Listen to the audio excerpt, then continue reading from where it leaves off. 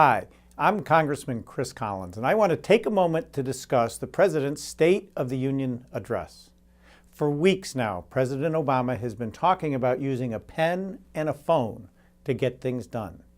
But the American people don't need a pen and a phone. They need jobs and a paycheck. We need to focus on strengthening our economy. There are 91 million Americans out of work. And at the end of the day, jobs are created by economic growth, not mandates from Washington. Unfortunately, President Obama did not talk about plans for economic growth, like fundamental tax reform, energy independence, or significant changes to Obamacare. We could immediately bolster our nation's economy by changing Obamacare's definition of a full-time work week from 30 hours back to the traditional 40 hours a week. And we could repeal the medical device tax, which is hurting American manufacturers. But we didn't hear any of these solutions from the President. Instead, we heard more big government knows best solutions that are paid for by borrowing more money from China.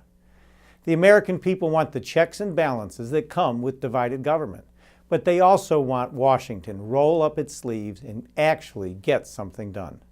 Thankfully, Congress has started to get the message. We recently passed a responsible spending bill, which will help restore Congress to regular order, and are poised to pass a bipartisan farm bill. But we cannot do it alone.